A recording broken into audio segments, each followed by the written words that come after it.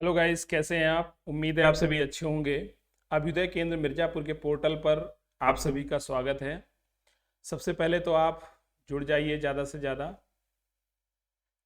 जैसे जैसे आप पोर्टल से जुड़ते जाएं, लाइव से जुड़ते जाएं, आप अपने नाम कमेंट बॉक्स में ज़रूर लिखें। अपनी जो अटेंडेंस है वो आप कमेंट बॉक्स में दें।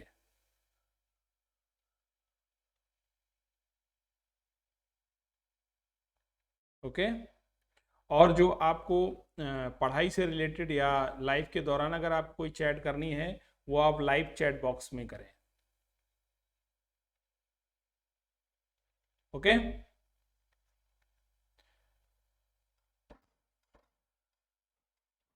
चलिए, ज़्यादा से ज़्यादा संख्या में जुड़ जाइए। मेरी आवाज़ आप तक क्लियर आ रही है?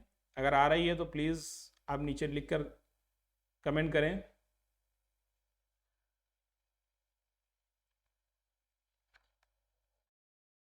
ओके, अगर आवाज़ आ रही है तो फिर सब ठीक है फिर। ओके, चलिए स्टार्ट करते हैं आज की क्लास।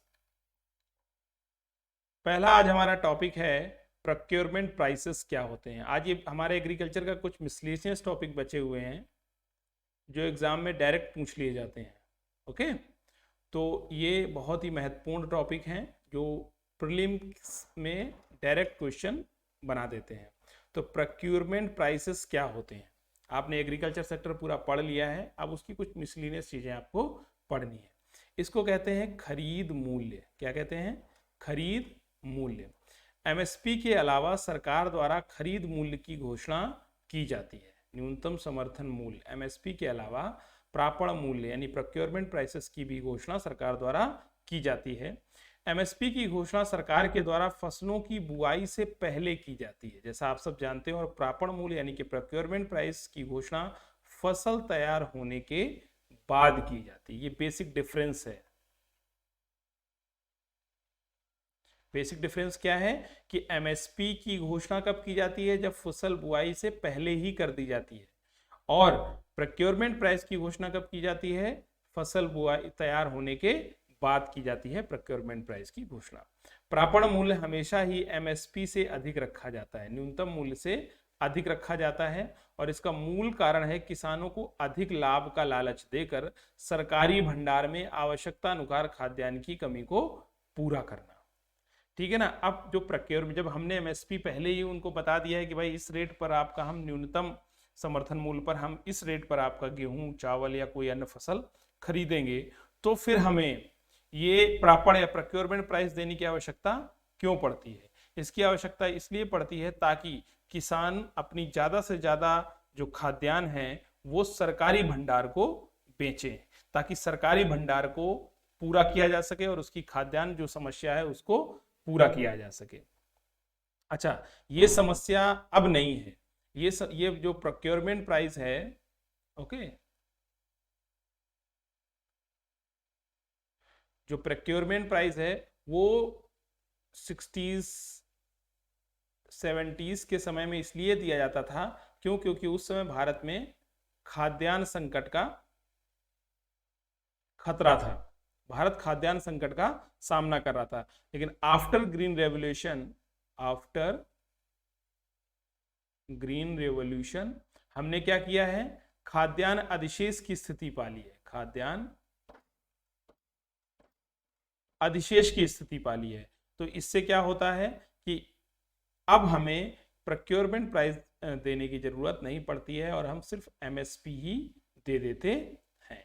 किंतु यह मूल्य वृद्धि, अब जो ये हम प्रापण मूल्य में जो ये मूल्य वृद्धि देते हैं, किसानों के लिए कोई प्रेरणादायक कार्य नहीं करता है।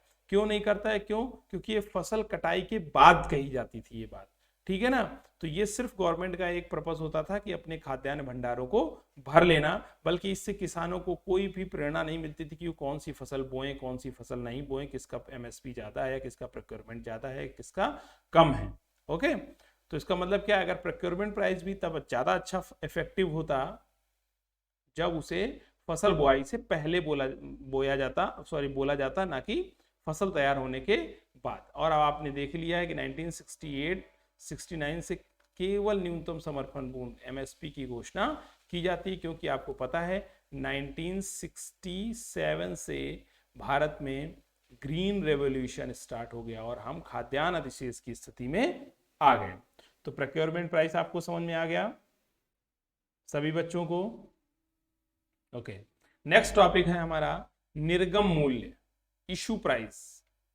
निर्गम मूल्य यह वह मूल्य होता है जिस पर सरकार लोगों को खाद्यान्न उपलब्ध कराती है। किसके द्वारा? एफसीआई के माध्यम से। इश्यू प्राइस यानी निर्गम मूल्य वह मूल्य होता है जिस पर सरकार एफसीआई के द्वारा खाद्यान्न उपलब्ध कराती है। अर्थात आप ये भी कह सकते हो कि यह वह मूल्य होता है जिस मूल्य पर एफसीआई भारतीय खाद्य निगम अपने खाद्यान्नों की बिक्री करता है।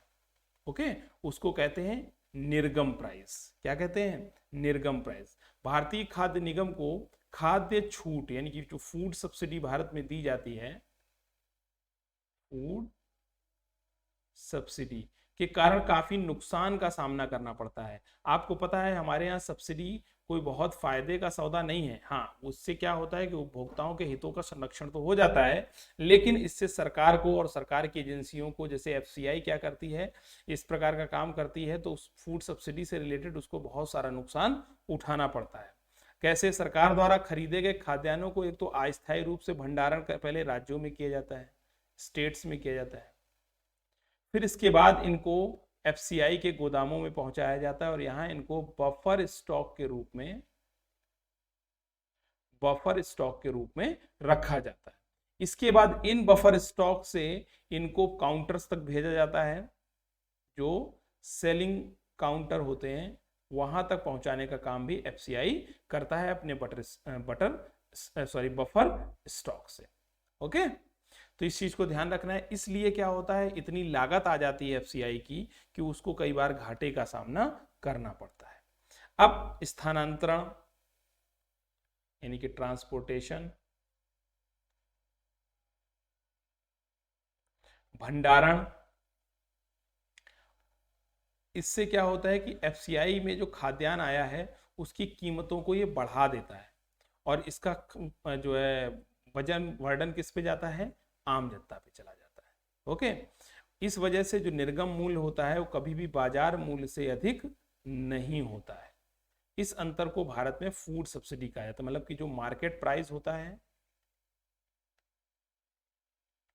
और जो गवर्नमेंट का निर्गम मूल्य होता है, यानी कि इशू प्राइस होता है जो, ओके, क्या होता है? इशू प्राइस होता है। ओके, इसी के बीच का जो अंतर होता है उसे कहते हैं फूड प्राइस। यानी कि अगर आपको मार्केट में कोई चीज 10 रुपए किलो मिल रही है गेहूं और सरकार द्वारा वही आपको जो निर्गम किया गया है मूल्य वो 6 रुपए है, तो आपकी जो बीच में 4 रुपए का अंतर आ रहा है, ये क्या है? सब्सिडी है जो सरकार के द्वारा आपको दी जा रही है। ओके, फिर एक टॉपिक है प्राइस स्ट्रेटिफिकेशन फंड। ओके, मूल्य स्थिरीकरण कोष। थोड़ी सी इसमें प्रिंटिंग मिस्टेक है।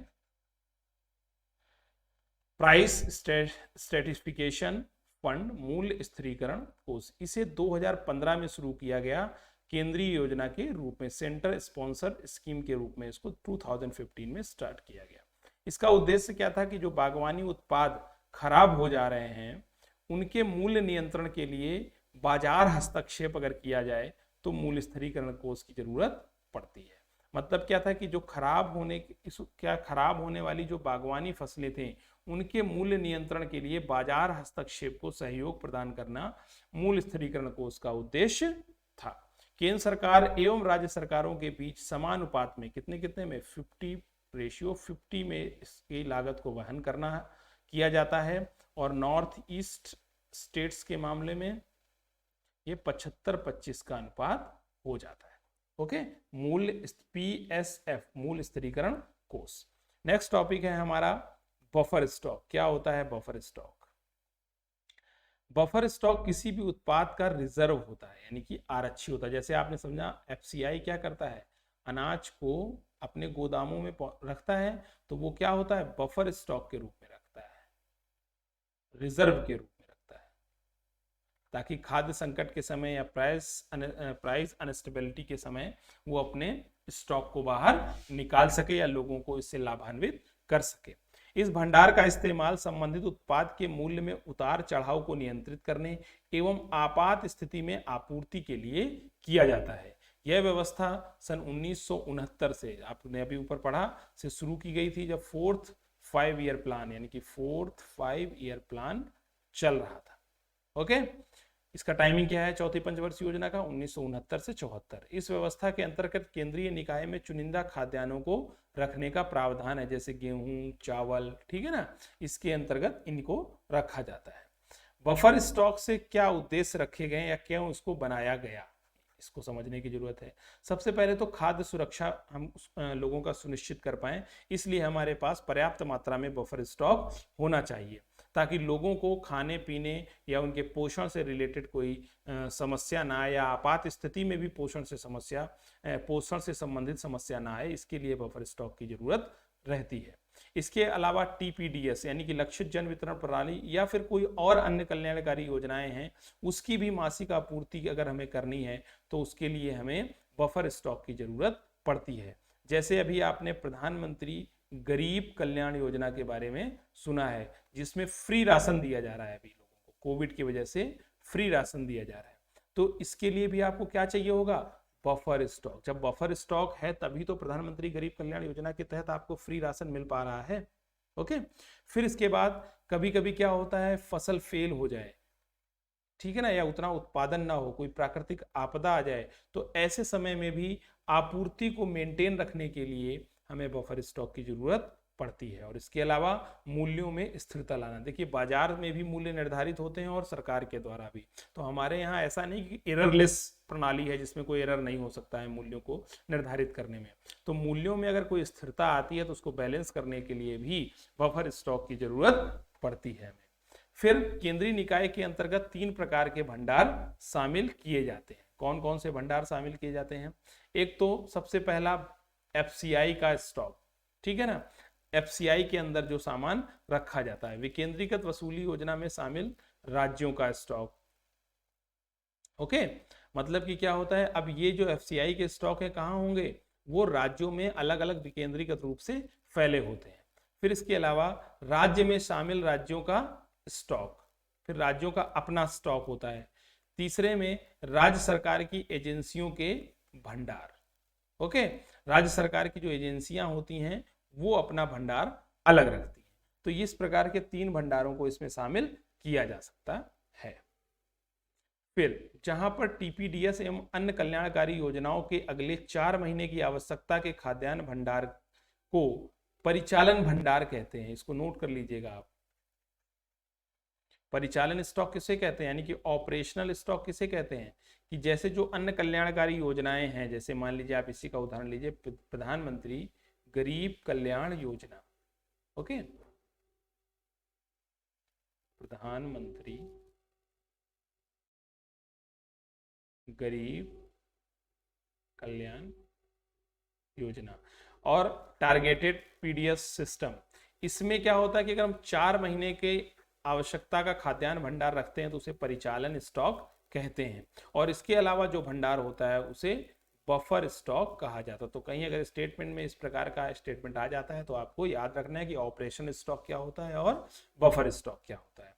वर्तमान समय में भारत सरकार खाद्यान्नों की न्यूनतम बफर से जो भी अतिरिक्त भंडार होता है उसे अतिरेक स्टॉक यानी कि एक्सेस स्टॉक कहते हैं, ठीक है ना, तथा समयानुसार उसे निर्यात किया जाता है, समय के अनुसार खुले बाजार के लिए लाया जाता है उसे, या फिर राज्यों को अतिरिक्त आपूर्ति के लिए दे दिया जाता है जो हमारे पास एक्सेस में स्टॉक होता है। तो यहां पर आपने समझा ऑपरेशनल स्टॉक किसे कहते हैं, बफर स्टॉक किसे कहते हैं और एक्सेस स्टॉक किसे कहते हैं। ओके, चलिए। कृषि जींस व्यापार, ये क्या होता है? Agriculture commodity trading. हिंदी में आपको समझ में आए ना आए, लेकिन इंग्लिश में आप समझ गए होंगे। कमोडिटी ट्रेडिंग क्या होती है? कमोडिटी ट्रेडिंग ये बिल्कुल शेयर मार्केट की तरह कार्य करता है, शेयर मार्केट की तरह कार्य करता है। ओके, इसमें क्या होता है कि जो कृषि उत्पाद हैं उनके मूल्यों का स्थिरीकरण हो सके, उनको स्टेबलाइज किया जा सके। किस आधार पर?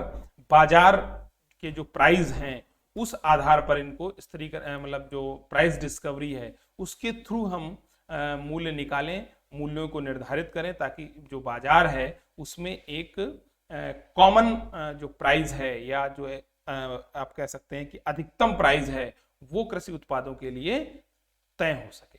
ये बिल्कुल शेयर मार्केट की तरह कार्य करता है। इसमें फॉरवर्ड मार्केट की तरह दो पक्षों के द्वारा पहले समझौता किया जाता है जिसके माध्यम से मूल्य का निर्धारण होता है। ओके, जब शेयर मार्केट पढ़ेंगे तो इसको और डिटेल में आप समझ पाएंगे। देखिए, और इसके अलावा कृषि उत्पादों पर यानी कि जिंस व्यापार पर दो प्रकार के प्रभाव पड़ते हैं। एक तो पहला उनके एमएसपी का प्रभाव पड़ता है और दूसरा थोक विक्रेताओं का, थोक बाजार में थोक विक्रेताओं का भी प्रत्यक्ष प्रभाव पड़ता है। इसका मतलब क्या है कि हमारे यहाँ जब एमएसपी का प्रभाव पड़ रहा है, थोक होलसेलर्स का प्रभाव पड़ रहा है, तो फिर हमारे यहाँ जो प्राइस हैं कृषि उत्पादों का मूल्य भारत में शुद्ध नहीं है। इसका निर्धारण, इसका मतलब मार्केट के द्वारा नहीं किया जाता है। कुछ पावर्स हैं जो इनके मूल्यों का निर्धारण करती हैं।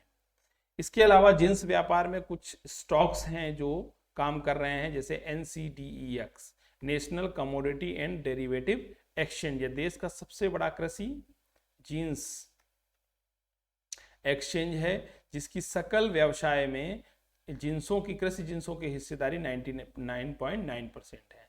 तो NCDEX सबसे देश का सबसे बड़ा कृषि जिंस एक्सचेंज है। इसके अलावा NMCE, national multi commodity exchange भी यही कार्य करता है। मल्टी कमोडिटी एक्सचेंज MCE भी यही काम करता है और इंडियन कमोडिटी एक्सचेंज ICEX भी कृषि जिंस एक्सचेंज के रूप में कार्य करता है। National commodity and derivative exchange NCDEX देश का सबसे बड़ा कृषि जिंस एक्सचेंज है।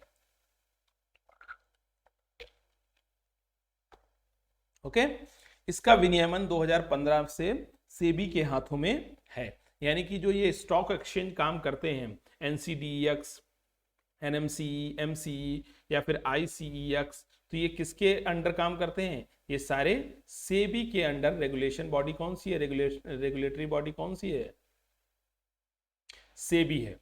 भारत में जिंस कारोबार में वर्तमान में कृषि उत्पादों की हिस्सेदारी केवल 12% है। इसके अलावा और भी कई सारी चीज आती हैं कमोडिटी व्यापार में, जैसे धातु में सोना, चांदी, तांबा, कच्चा तेल यानी कि क्रूड ऑयल, सराफा की कई सारी चीजें आ जाती हैं।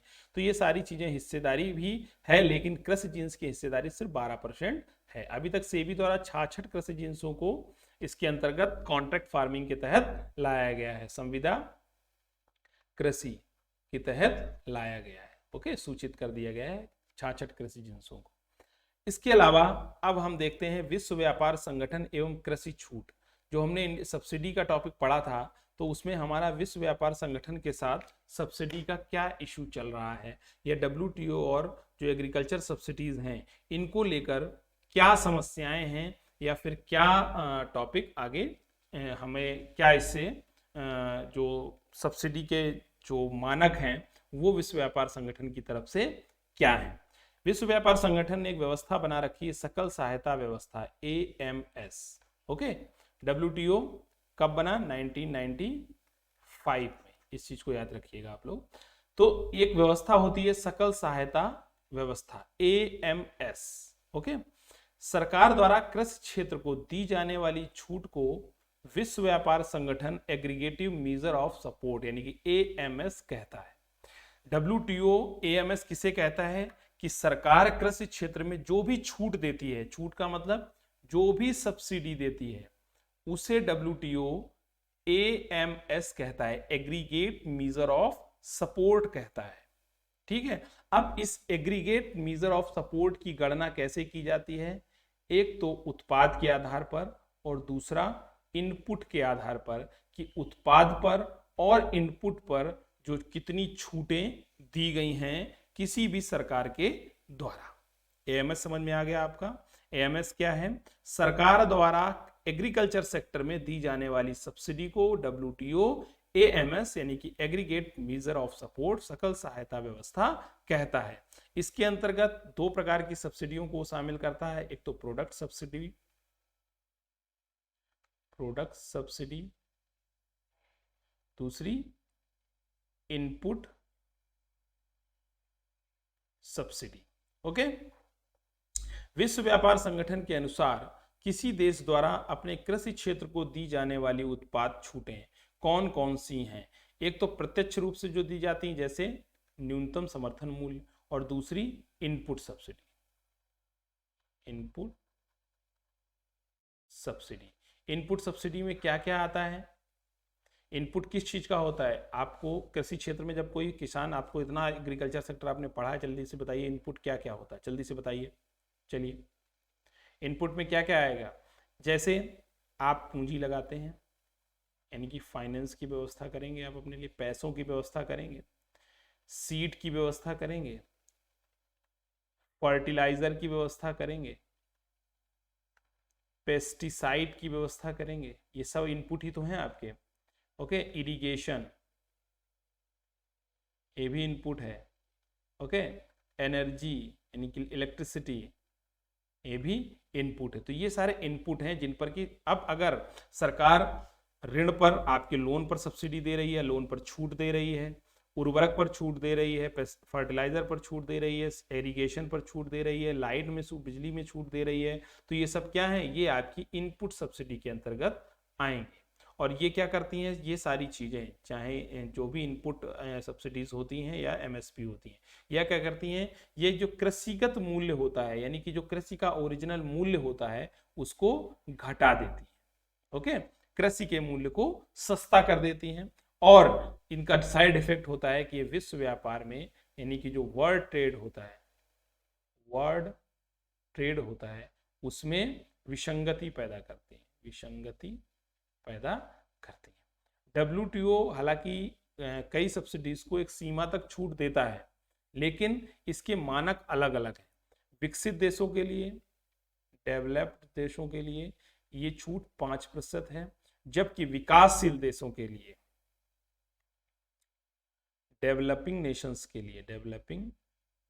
नेशंस के लिए ये छूट 10% की छूट है। किसकी है ये? सकल कृषि उत्पाद की, AMS की, सकल कृषि उत्पाद मूल्य की। मतलब कि जितना टोटल किसी देश में कृषि उत्पाद होता है, अगर वो विकसित देश में है तो वो उस पूरे का 5% तक अपने देश के किसानों को, कृषक समुदाय को या एग्रीकल्चर सेक्टर को 5% की सब्सिडी दे सकता है। यही अगर पूरे सकल कृषि उत्पाद में अगर ये विकासशील देश की मामला है तो वो 10% की सब्सिडी दे सकता है। तो ये ध्यान रखना है, 5% और 10% का जो क्राइटेरिया है। इसके बाद WTO ने कुछ बॉक्सेस बना रखे हैं जिसके आधार पर वो सब्सिडीज को देखता है। ओके, पहला है हरित पेटी, ग्रीन बॉक्स। ग्रीन बॉक्स का मतलब स्वीकृति लिखा हुआ है, इसका मतलब ये अलाउ होती है। इस प्रकार की सब्सिडी WTO कहता है आप दे सकते हैं। ओके, जैसे R&D पर। एम्बर बॉक्स, पीली पेटी, कहता है कि नहीं, इनको धीरे धीरे कम किया जाना चाहिए।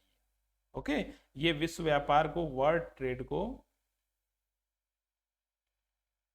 इफेक्ट करती है। ओके, लाल पेटी, हालांकि ऐसी कोई पेटी या बॉक्स अभी एग्जिस्टेंस में नहीं है, और इस प्रकार की जो सब्सिडीज होती हैं इसको WTO पूरी तरीके से खारिज कर देता है, इसको खारिज कर देता है। इसके अतिरिक्त विकासशील देशों में कुछ एग्जम्पशंस की व्यवस्था की गई है। जैसे विकासशील देशों में कुछ एग्जम्पशन दिए गए हैं। क्यों? क्योंकि वहां पर खाद्य सुरक्षा एक गंभीर संकट बन जाता है, और जब अगर ऐसा कोई संकट आता है तो ये एक मानवीय दशा है जिसके लिए WTO सोचता है, और उसको SND बॉक्स कहा जाता है, सामाजिक एवं विकासात्मक पेटी के अंतर्गत उसको रखा जाता है। अब इनको डिटेल में समझने के लिए हम एक एक बॉक्स को डिटेल में समझेंगे। सबसे पहले समझते हैं पीली पेटी, यानी कि एम्बर बॉक्स। मतलब कि ये आपने ये तो समझ लिया कि इनमें जो भी सब्सिडीज होती हैं पीले डब्बे में, वो क्या करती हैं? वो प्रोडक्शन को, एग्रीकल्चर प्रोडक्शन को और एग्रीकल्चर ट्रेड को क्या करती हैं? विसंगति इनमें पैदा करती हैं, इनको प्रभावित करती हैं, इनको डिस्टॉर्शन करती हैं। ओके, मतलब एम्बर बैग्स में वो सारी सब्सिडी आ जाएंगी जो ब्लू बॉक्स और ग्रीन बॉक्स में नहीं होती। तो ब्लू बॉक्स में कौन कौन सी सब्सिडी हैं? ब्लू बॉक्स एक तरीके से पीली पेटी ही है, एम्बर बॉक्स ही है, बट कुछ छूट के साथ। इसमें कुछ शर्तें होती हैं, उन शर्तों का अगर आप पालन कर लेते हैं तो आप ब्लू बॉक्स के अंतर्गत आ जाते हैं।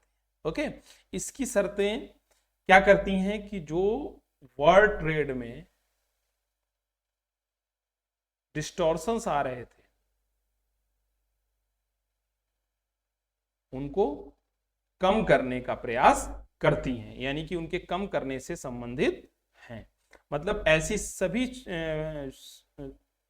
छूटें जो सामान्यतः पीली पेटी में होती हैं उन्हें नीली पेटी में तब डाला जाता है, यानी ब्लू बॉक्स में तब डाला जाता है यदि इनसे किसानों को किसी भी विशेष रूप से किसानों के स्तर पर इनको फायदा नहीं मिलता है या फिर उत्पादन के स्तर पर उनको मदद नहीं मिलती है। ठीक है, हाँ, अगर कोई विशेष मदद मिलती है तब भी इसमें उनको डाल दिया जाता है।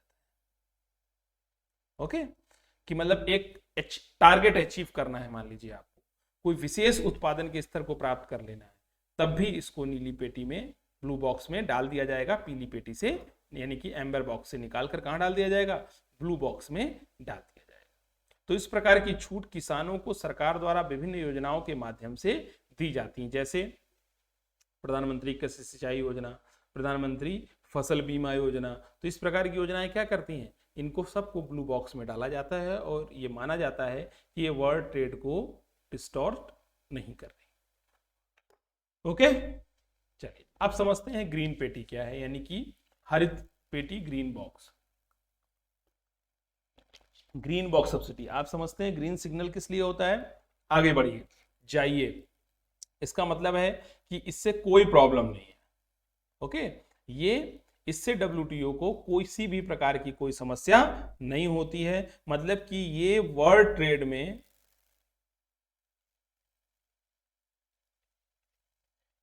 जीरो विसंगतियां पैदा कर दिया, डिस्टॉर्शंस लाता है।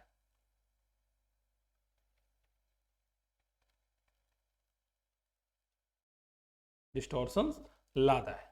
ओके, हाँ, लेकिन अब MSP को इसमें शामिल मत कर लेना। ओके, इसके अंतर्गत प्रत्यक्ष आय सहायता कार्यक्रम शामिल नहीं होते हैं, जैसे कि MSP।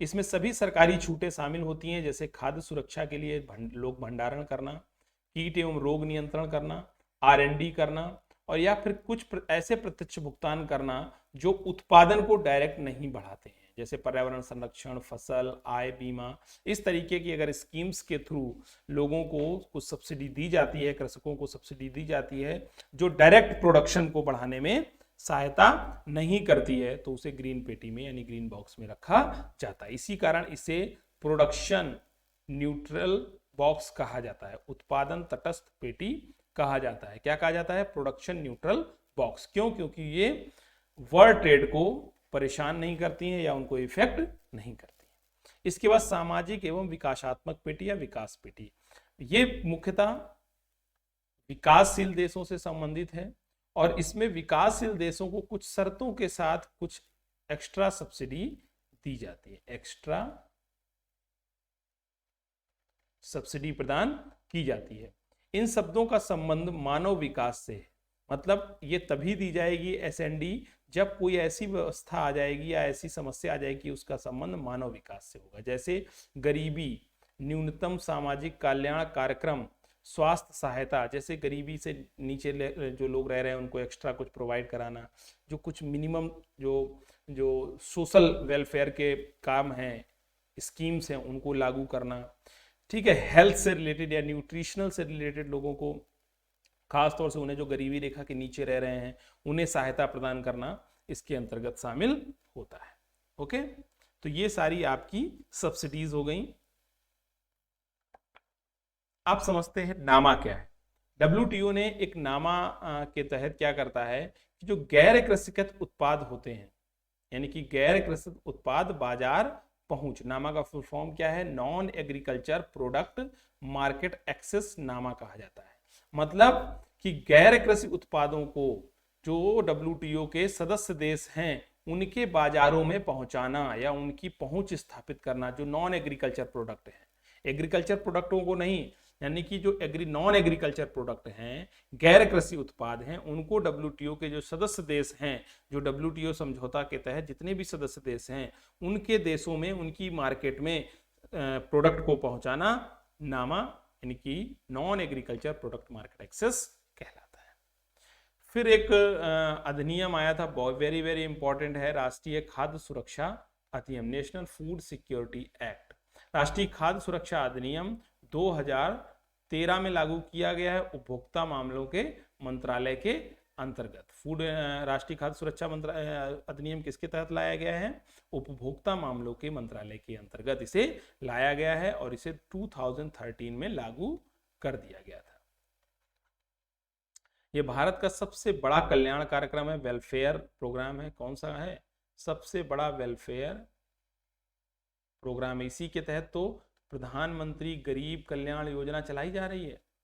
इस कार्यक्रम के माध्यम से खाद्य एवं पोषण सुरक्षा को सुनिश्चित करना एक उद्देश्य माना गया है, जिसमें 2 करोड़ लोगों को रियायती खाद्यान्न मुहैया कराया जाएगा। ठीक है ना, क्या करना है? हमें खाद्य सुरक्षा देनी है और न्यूट्रिशनल सुरक्षा देनी है।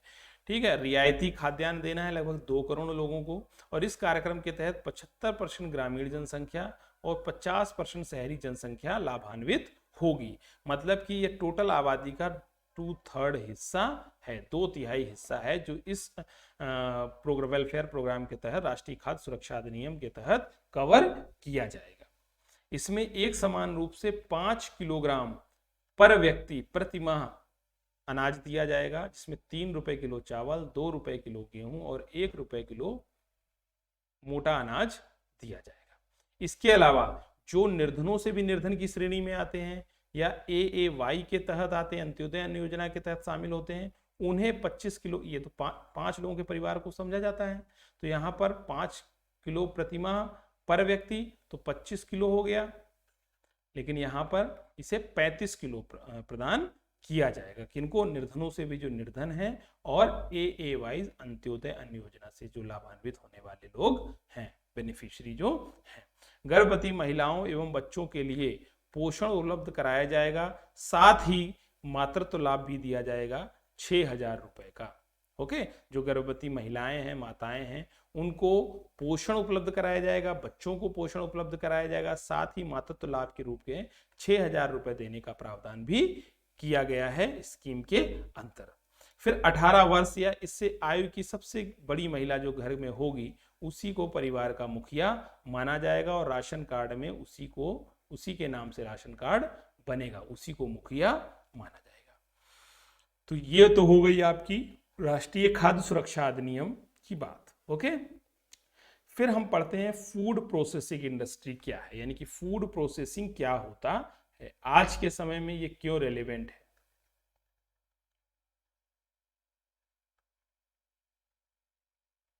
फूड प्रोसेसिंग, खाद्य प्रसंस्करण उद्योग में पहले तो ये समझिए कौन कौन सी गतिविधियां आती हैं। 2 प्रकार की गतिविधियों को शामिल किया जाता है, पहली विनिर्माण गतिविधि और दूसरी अन्य गतिविधि। इसके विनिर्माण गतिविधि के अंतर्गत क्या आता है? कृषि, पशुपालन, मत्स्य पालन आदि से लिए गए उत्पादों को, अब जो हम रॉ मटेरियल इनसे लेते हैं, रॉ मटेरियल कहां से लेंगे? प्राइमरी सेक्टर से लेंगे, यहीं से तो लेंगे सेकेंडरी सेक्टर के लिए। अब ये फूड प्रोसेसिंग कायदे में तो सेकेंडरी सेक्टर का है, लेकिन फूड से रिलेटेड है, तो फिर हम इसको यहीं पर पढ़ते हुए चलते हैं। तो कृषि, पशुपालन और मत्स्य पालन, ओके, इनसे हम लेते हैं रॉ मटेरियल, फिर उनको हम बदलते हैं किसके द्वारा? मानव शक्ति के द्वारा, या तो इंसान लगते हैं, लोग लगते हैं, या फिर मशीनों के माध्यम से खाने योग्य पदार्थ में उसको बदल देते हैं, जिसका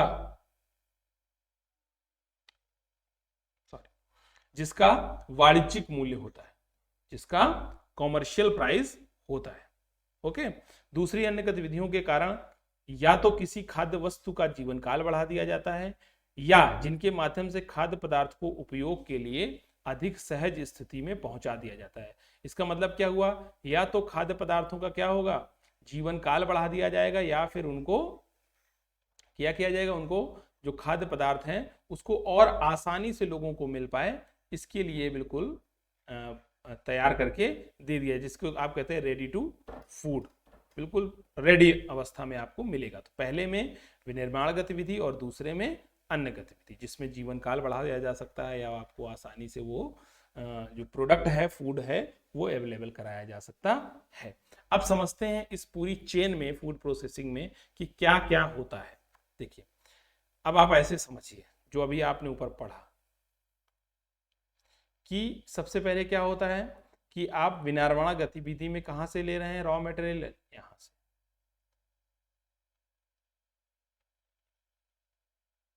यहां से ले रहे हैं आप रॉ मटेरियल, कृषि से, पशुपालन से,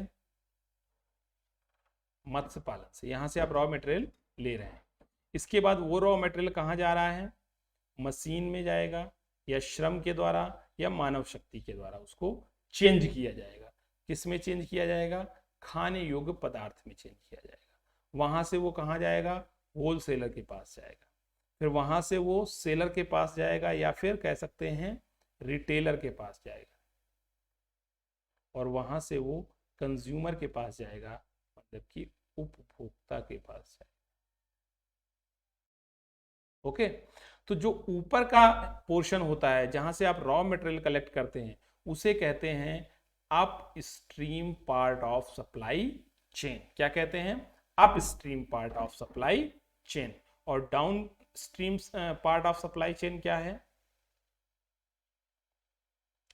वो ये है, वो यहां से शुरू होता है, खाने योग्य पदार्थ से लेकर और रिटेलर तक जब तक जो चीज पहुंचाई जाती है उसको down stream part of supply chain कहते हैं। इन दोनों सप्लाई चेन्स के जो पार्ट है, अप स्ट्रीम और डाउन स्ट्रीम, काम करते हैं। कंज्यूमर किसी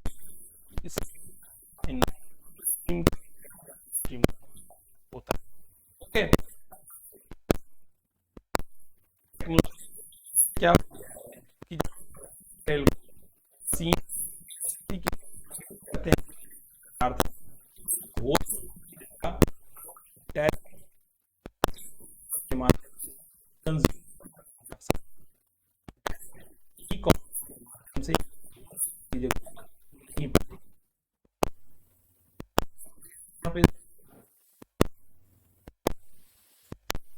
इसकी जरूरत नहीं,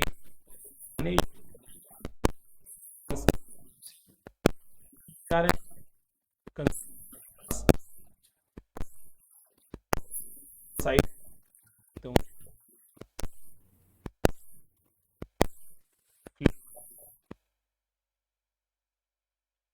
ग्रूफर्स, तो ये क्या कर रही है, ये जो डाउन स्ट्रीम की जो चेन है उसको हटा दे रही है। ओके, चलिए आगे बढ़ते हैं। खाद्य प्रसंस्करण का लक्ष्य क्या है, इसका लक्ष्य है कि जो आहार है उसको ज्यादा से ज्यादा सुपाच्य बनाए और उसको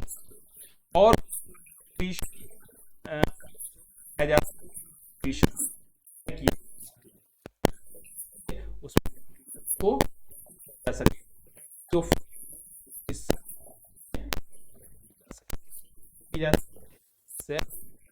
बढ़ोतरी की जा सके।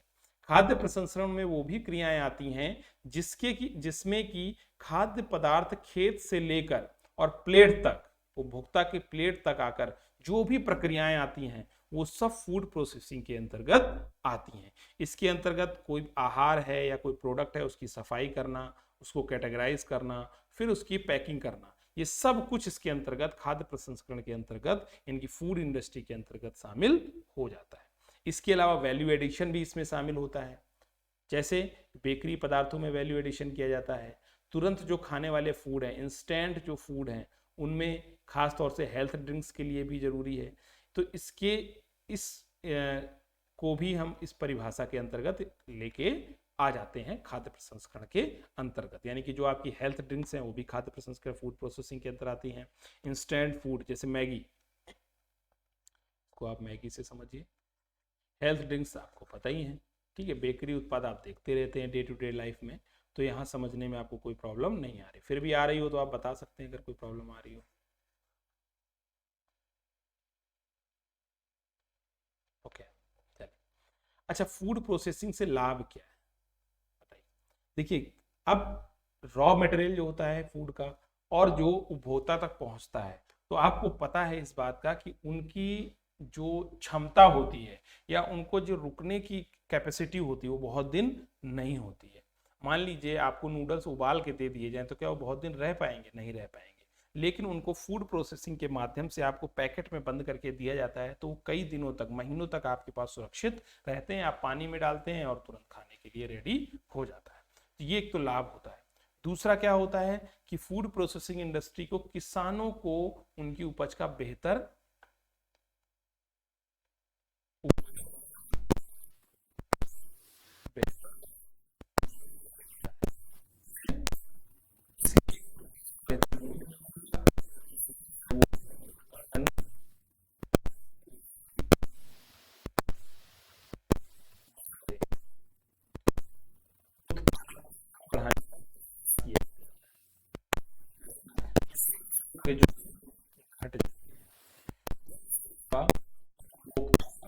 सारी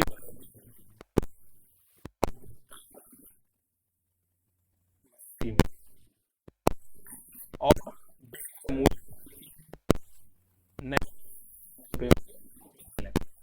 से कि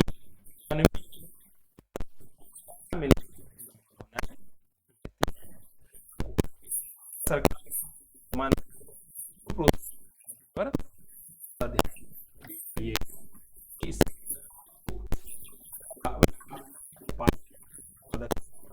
इनका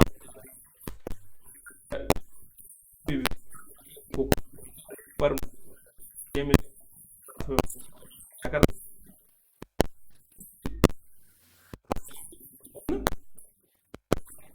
अभी कोई डाक्टर को मिनट फिर हम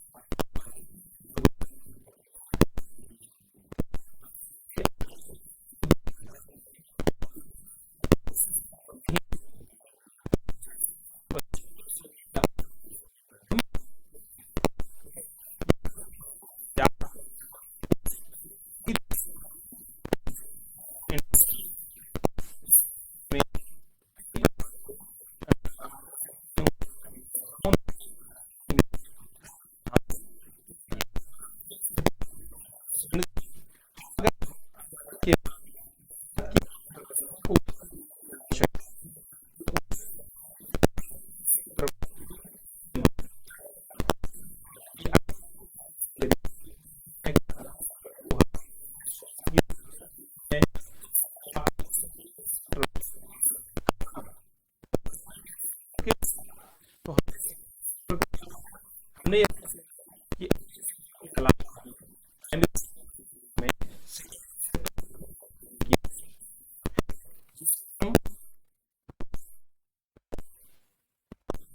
ध्यान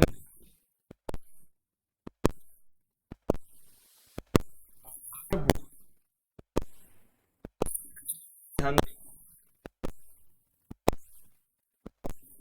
एवं इन क्या होगा ये आने वाले क्यों को ये जी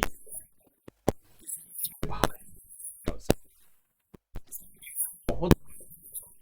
अब जब बल्क में पैसा चाहिए तो हम ऑलरेडी 150 साल की जो हमारी 200 साल की जकड़न थी उसी से हम इतने खाली हो चुके थे कि हमारे पास पैसा नहीं था। और यही कारण है कि पहली पंचवर्षीय योजना में हमने क्या अपनाया, एग्रीकल्चर सेक्टर को सबसे ज्यादा प्राथमिकता दी। और फिर हमने द्वितीय पंचवर्षीय योजना में इंडस्ट्री सेक्टर को प्राथमिकता दी महालनोबिस मॉडल के अनुसार। और इसको हमने प्राइम मूविंग फोर्स माना। क्या माना?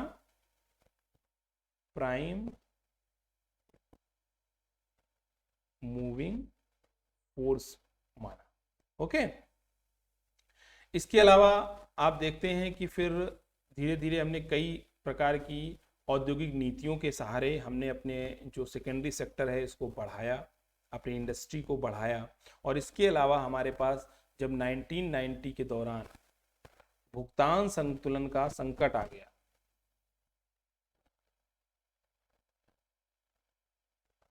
भुगतान संतुलन आ गया तो फिर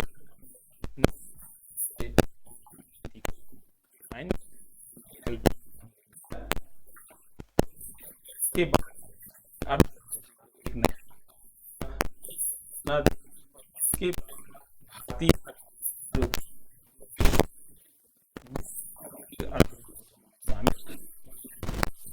अभी भी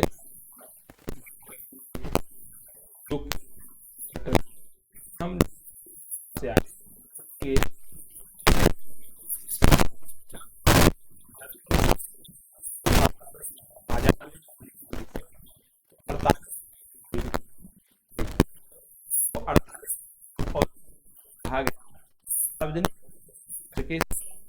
को हमने स्वीकार कर लिया। क्यों? क्योंकि हम एक मिश्रित अर्थव्यवस्था की ओर बढ़ गए थे। कैसी अर्थव्यवस्था थी हमारी? मिश्रित अर्थव्यवस्था। किंतु हमने जो सार्वजनिक क्षेत्र था इसको अग्रणी भूमिका दी। लीड रोल हमने किसको दिया? सार्वजनिक क्षेत्र को दिया। ओके। और सार्वजनिक क्षेत्र के लिए हमने कुछ क्षेत्रों को आरक्षित भी कर दिया, रिजर्व कर दिया। लघु उद्योग क्षेत्र के महत्व को हमने यहां पर स्वीकार किया और इसे प्रोत्साहित करने की नीति भी अपनाई। किसको? लघु औद्योगिक क्षेत्र को। उसको ध्यान रखिएगा टर्म को। विदेशी पूंजी को भी अनुमति दी गई किंतु प्रबंधन का स्वामित्व उन्हें नहीं सौंपा गया। क्यों? क्योंकि हम ऑलरेडी डरे हुए थे फॉरेनर्स से, अभी हम जस्ट आजाद हुए थे तो हम पूंजीवादी अर्थव्यवस्था की तरफ बढ़ना नहीं चाहते थे। और चूंकि नेहरू का झुकाव समाजवादी अर्थव्यवस्था की तरफ भी था और इससे पहले आपने देखा कि 1929 में जो मंदी आई थी उससे केवल सोवियत रूस ही बच पाया था। तो हमारे पास एक अच्छा सफल मॉडल था किसी भी सोशलिस्ट कंट्री का। तो हमने अपनी जो मिश्रित अर्थव्यवस्था की नीति थी उसमें पूंजीवादी और समाजवादी दोनों अर्थव्यवस्थाओं के तत्वों को समाहित किया और सार्वजनिक और निजी भागीदारी वाले क्षेत्रों को सामंजस्य के साथ आगे बढ़ाने का काम किया। लेकिन लीड रोल किसको दिया? सार्वजनिक क्षेत्र। इसके बाद हम लाए 1956 की औद्योगिक नीति। 48 के बाद 56 की लाए और इसमें हमने थोड़ा थोड़ा परिवर्तन करना शुरू कर दिया। ठीक है ना। लेकिन विदेशी पूंजी के संदर्भ में हमने कोई परिवर्तन नहीं किया, हमने वही रखा जो पहले था। इसके अलावा हमने सार्वजनिक क्षेत्र की भूमिका का विस्तार किया। सार्वजनिक क्षेत्र की भूमिका का विस्तार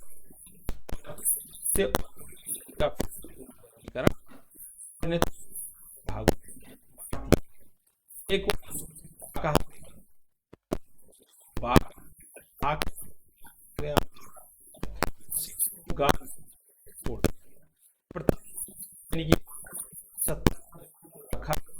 ये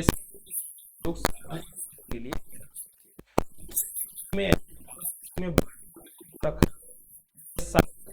जी लिए खुले इसको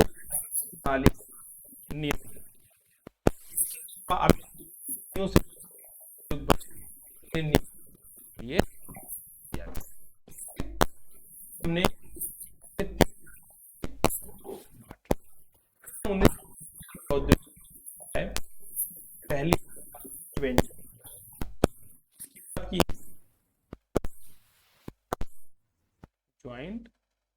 डायरेक्टर बनाया, किसको लेकर, पब्लिक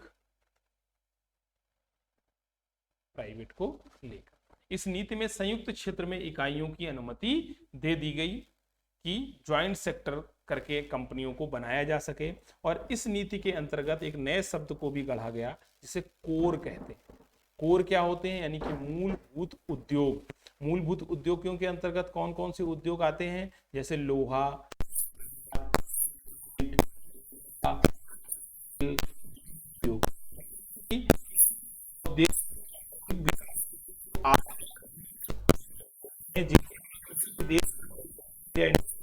नहीं, इसको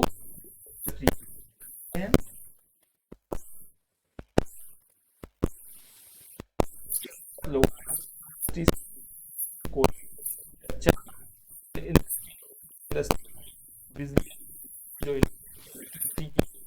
उद्योग होता है, आधा के नाम से जाना जाता है। इसकी विदेश के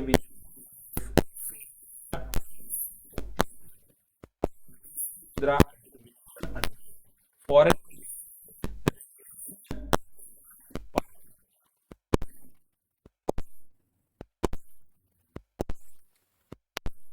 किया, विदेशी मुद्रा विनियमन अधिनियम पेरा, फॉरेन एक्सचेंज रेगुलेशन एक्ट 1973 पारित किया। ओके, और विदेशी निवेश को सीमित मात्रा में हमने यहां से अनुमति देना प्रारंभ किया। 1980 की औद्योगिक नीति में हमने पहली बार औदारीकरण की तरफ हमने अपना पहला कदम उठा दिया और हमने औद्योगिक उत्पादन क्षमता में वृद्धि करने पर बल दिया। इसमें क्या हुआ, लाइसेंस प्रणाली का उदारीकरण किया गया और कहा गया उद्योगों से कि आप वास्तविक उत्पादन अपना करिए, जितनी क्षमता है उतना उत्पादन आप करिए और उत्पादन क्षमता में भी आप अपनी वृद्धि कर सकते हैं। इसके अलावा कहा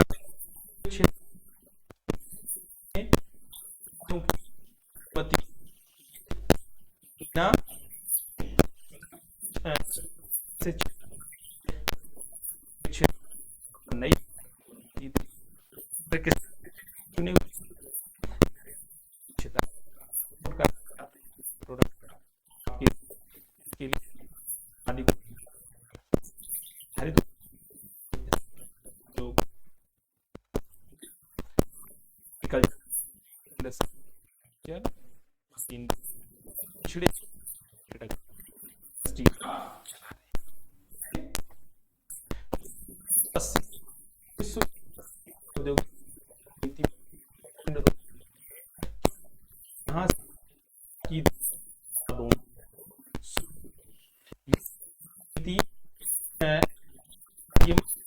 बहुत खुशी कार्य आई गई औद्योगिक का कि भुगतान संतुलन का क्या आ गया था, संकट खड़ा हो गया था। क्या खड़ा हो गया था, भुगतान संतुलन का संकट सामने आ गया था। भुगतान संतुलन का संकट से मतलब क्या है कि हमें इसका मतलब कि हमारे पास मात्र शायद लगभग 2 हफ्ते का ही फॉरेन एक्सचेंज रिजर्व बचा था, ठीक है ना। तब हमें आईएमएफ से मदद लेने की जरूरत पड़ी और आईएमएफ ने हमें अपने कुछ बिंदुओं के तहत कहा कि आप अपनी इकोनॉमी को रिस्ट्रक्चर करिए। तब की कांग्रेस सरकार ने और तब के तत्कालीन वित्त मंत्री डॉक्टर मनमोहन सिंह ने, उसमें वित्त मंत्री कौन थे जब 1991 की औद्योगिक नीति आई, डॉक्टर मनमोहन सिंह ने नई तैयार, जिसमें कहा इस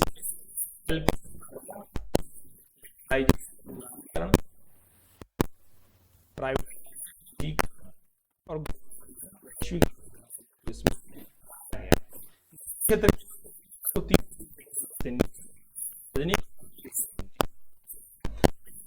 क्या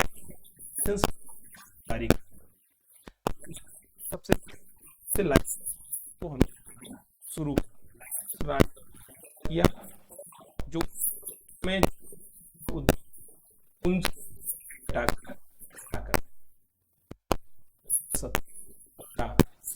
और भी हम इन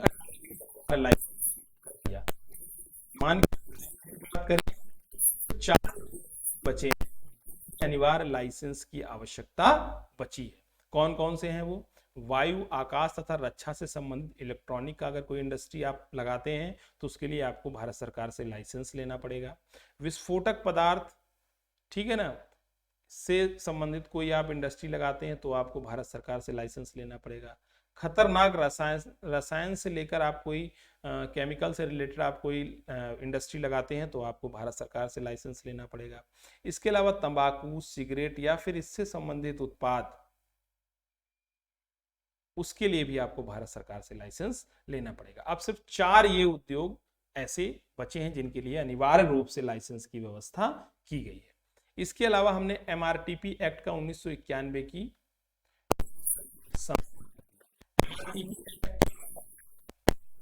देखिए मतलब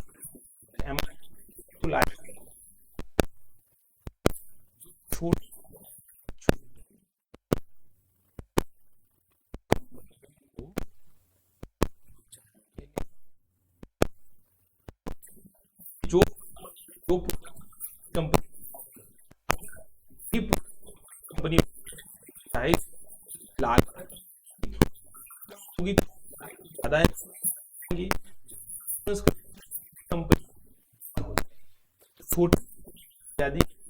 करने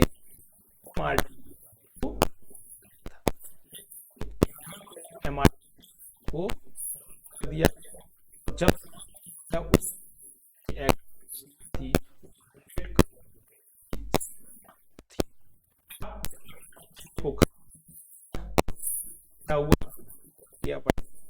अधिग्रहण की प्रक्रिया बढ़ने लगी और आधुनिकीकरण यानी कि मॉडर्नाइजेशन किसी भी कंपनी का, वो सारी प्रक्रियाएं बढ़ने लगी।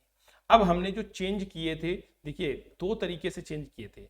एक तो हमने किया था IMF के अनुसार तुरंत इंस्टेंट चेंज, दूसरा हमने किया था WTO के अनुसार 1995 से बाद में, जब WTO बन गया इसके बाद हमने चेंज किया। ओके, अब जब WTO जब 1995 में बन गया तब फिर MRTP का कोई बहुत महत्व नहीं रह गया। क्यों? क्योंकि अब छोटी बड़ी कंपनियों का हिसाब बिल्कुल खत्म हो गया। यहां पर छोटी कंपनी खत्म, अब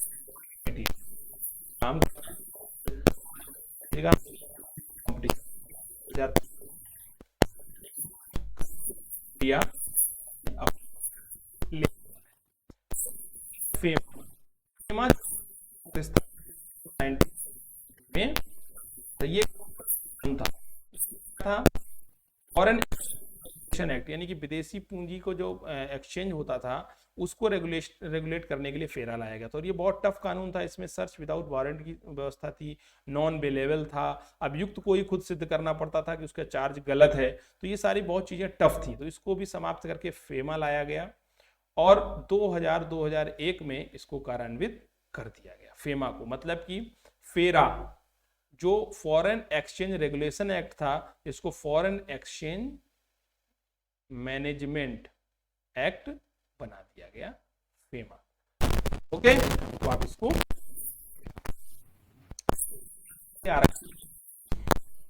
अब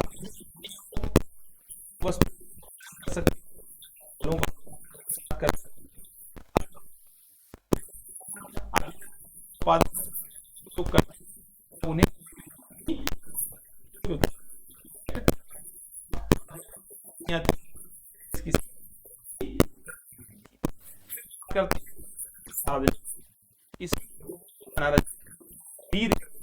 सी भारत क्या को 9 में तो में है जो आंसर आरक्षण इस पे ही सकते कौन ना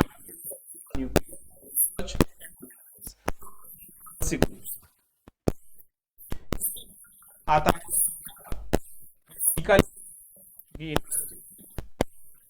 जब फेल रहता है 10 एक्ट सी, लेकिन आर 1987 में board of industrial and financial reconstruction, इसका काम क्या था कि अगर कोई कंपनी अपने आप को कहती कि भाई वो अब बेकार हो रही है, वो हेल्दी नहीं रह गई है, उसको घाटा हो रहा है, तो फिर ये मामला बीएफआईआर को भेज दिया जाता था। फिर बीएफआईआर इसके कारणों का पता लगाती थी और फिर इस कंपनी को कैसे सुरक्षित रखा जा सकता है या इसके रिवाइव किया जा सकता है, उससे संबंधित क्या देती थी, सुझाव देती थी। ओके, इसके बाद 1998 में लाई गई पॉलिसी ऑफ एमओयू यानी कि समझौता ज्ञापन की नीति। आपने देखा कि दो कंपनियां जब समझौता करती हैं तो क्या करती हैं, एमओयू साइन करती हैं, मेमोरेंडम ऑफ अंडरस्टैंडिंग, इसको शामिल करती है। इस क्या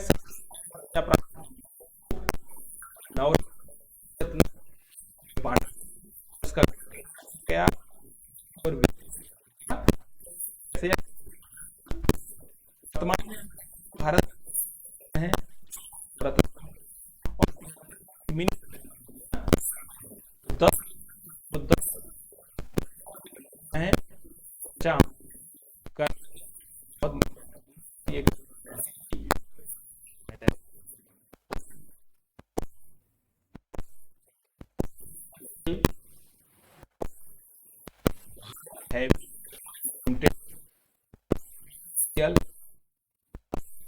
इंडिया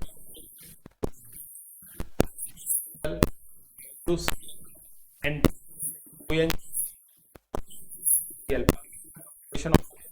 और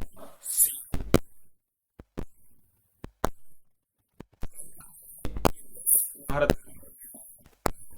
पूछा गया उनको अभी क्या आता है, क्यों जब ऐड हो करेंट।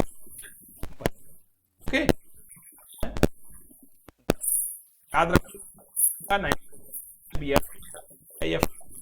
7 हमारे कंपनी ऑफ में इसकी चर्चा करेंगे डिटेल। फिर बात करते हैं विदेशी पूंजी की। फिर हमने 1991 से विदेशी पूंजी को भारत में आने की अनुमति दी या इसकी प्रोत्साहन की अनुमति दी। इसको दो रूप में मांगते हैं, लाते हैं एफडीआई से या एफआईआई से, foreign direct investment, foreign institutional investment के माध्यम से विदेशी पूंजी को भारत में हम लाते हैं। इसको कहते हैं पोर्टफोलियो, एक निवेश होता है जो अल्पकालीन होता है। इसमें क्या होता है, इसमें वित्तीय प्रपत्रों पर निवेश किया जाता है, जैसे शेयर में निवेश करना, डिवेंचर में निवेश करना है, फिर बॉन्ड में निवेश करना। अब अगर कोई भी व्यक्ति 1% का शेयर होल्डर रखता है इनमें पोर्टफोलियो में, तो उसे कहते हैं एफआईआई, फॉरेन इंस्टीट्यूशनल इन्वेस्टमेंट। लेकिन यही शेयर होल्डिंग उसकी अगर 10% से ज्यादा हो जाती है, यानी कि कंपनी के मैनेजमेंट पे जब वो उस प्रबंध में शामिल हो जाता है, तो उसको एफआईआई प्लस एफडीआई भी कहते हैं। इसका मतलब क्या है कि 10% या अधिक के निवेश को एफडीआई माना जाता है और 10 कम निवेश और माना। ओके,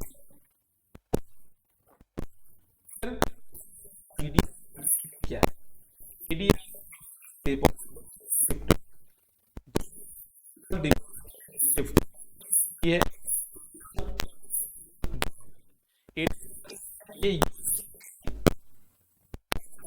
ये और कंपनी पीछे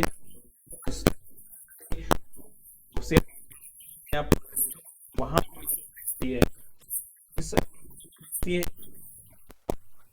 है आप अमेरिका में ना हो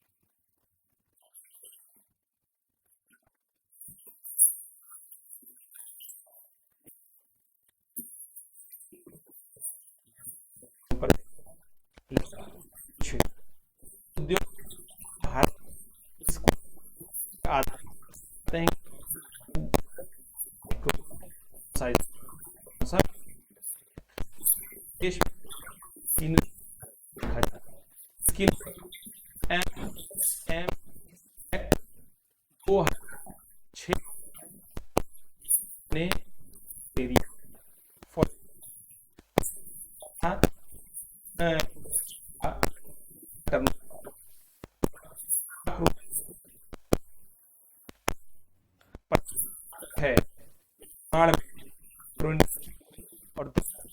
है माइक्रो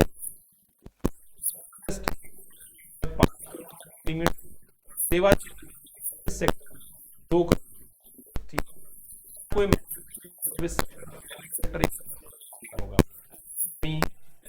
तो क्या मतलब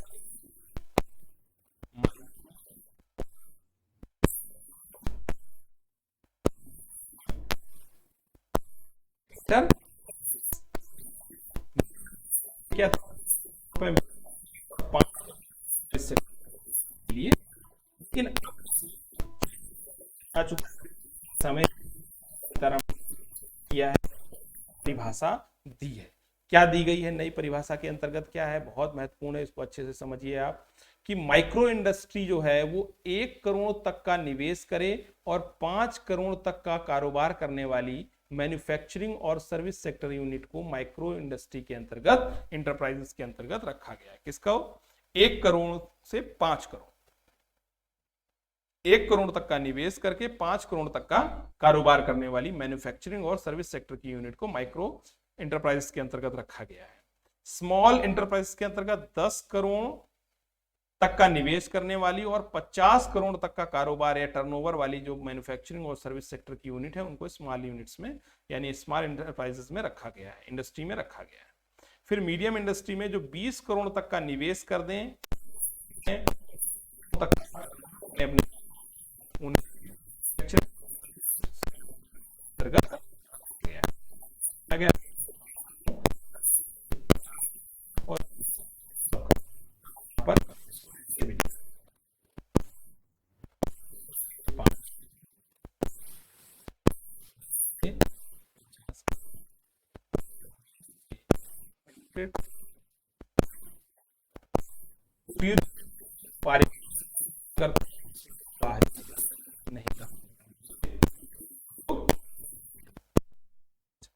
फिर हमने 1921 पर में हमने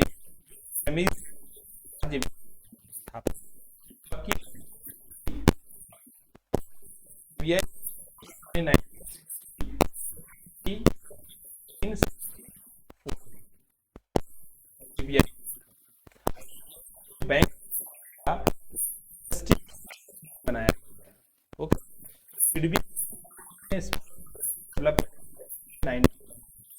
कर लघु क्षेत्र के ग्रोथ के लिए, एमएसएमईज की ग्रोथ के लिए सीडीबी की स्थापना। ओके, इसका शायद देख लीजिएगा हेडक्वार्टर लखनऊ है। इसके अलावा अब अगर लघु क्षेत्र का आप योगदान देखेंगे, एसएमईज का अगर योगदान देखेंगे तो उत्पादन में 45% टोटल मैन्युफैक्चरिंग का हिस्सा लघु क्षेत्र से आता है, एमएसएमईज से आता है, और टोटल जीडीपी का 8% एसएमईज से आता है। निर्यात में भी टोटल प्रोडक्शन में 40% निर्यात केवल एसएमईज के द्वारा किया जाता है। तो इसलिए भारत में आप समझ सकते हैं कि जो इस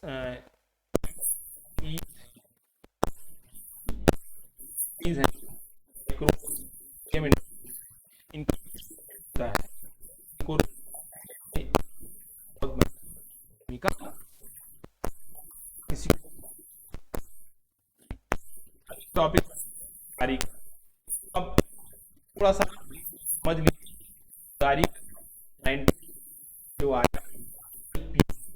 एलपीजी मतलब कि लिबरलाइजेशन उदारीकरण, प्राइवेटाइजेशन निजीकरण और ग्लोबलाइजेशन वैश्विक। ओके, तो इसको समझ लेते हैं क्या क्या होता है। उदारीकरण का मतलब क्या था कि सरकार ने लाइसेंस प्रणाली को उदार किया या उसको समाप्त कर दिया और पंजीकरण व्यवस्था को समाप्त कर दिया, यानी कि अब लाइसेंस जो प्रक्रिया थी उसको सहूलियत भरा बना दिया और पंजीकरण की प्रक्रिया को भी सहूलियत भरा बना दिया। इसके अलावा निजीकरण का मतलब है कि निजी क्षेत्रों द्वारा उन क्षेत्रों में उद्योग लगाने की अनुमति दे दी गई जो पहले निजी क्षेत्र के लिए खुले हुए नहीं थे, यानी कि पहले जो सार्वजनिक क्षेत्र के लिए रिजर्व थे उन्हें अब निजी क्षेत्र के लिए खोल दिया गया। ये है निजीकरण। वैश्वीकरण क्या है कि अपने प्रोडक्ट को या अपने ट्रेड को पूरी दुनिया में फैला देना है, यानी कि दुनिया को एक गांव, वैश्विक गांव की भूमिका में ले आना। वैश्वीकरण का अर्थ है वैश्विक या विश्व भर में फैलने से, अन्यथा व्यापार को पूरी दुनिया में ले जाना। वैश्वीकरण का अर्थ मोटे तौर पर विदेशी निवेश, व्यापार, उत्पादन, वित्तीय मामलों के संबंध में बाकी दुनिया के साथ अपनी घरेलू अर्थव्यवस्था को जोड़ना है। तो 1991 में हमने एलपीजी को अपनाया, उदारीकरण, निजीकरण और वैश्वीकरण की व्यवस्था को अपनाया। ओके, तो यहां तक अगर किसी को कोई डाउट हो तो आप पूछ लीजिए। 1 मिनट का समय है आपके पास।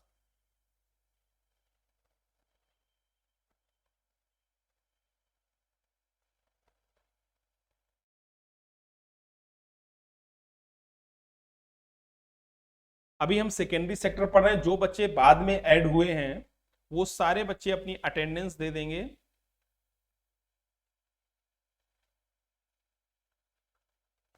कमेंट बॉक्स में। ओके,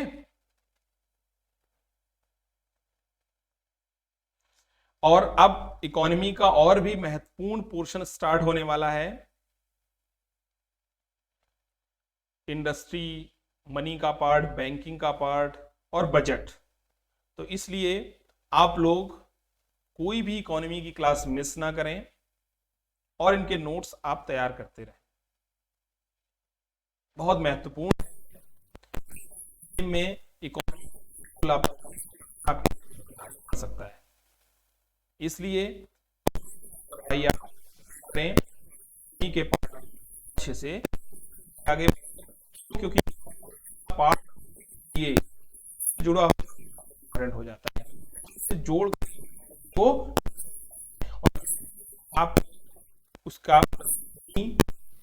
वर्तमान में ये करने होता है।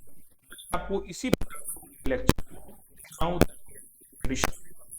और आप बता रहे हैं डिसइन्वेस्ट यानी कि विनिवेश। हम लोग नेक्स्ट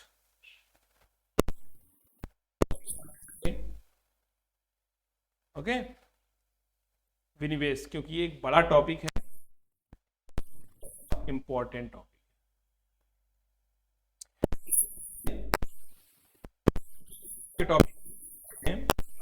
पर देख लीजिए, और कि उनमें कोई डाउट हो तो आप पूछ सकते हैं, खास तौर से प्राइमरी सेक्टर को लेकर, क्योंकि प्राइमरी सेक्टर का जो टॉपिक है वो अब फिनिश हो चुका है।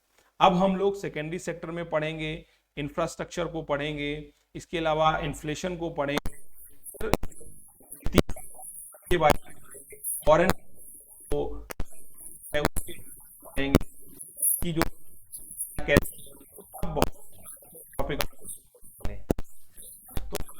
तो मत करिएगा, ज्यादा से ज्यादा संख्या में बच्चे इसको पढ़ते रहिए, को अच्छे से। Thank you much. Comment box में आप जरूर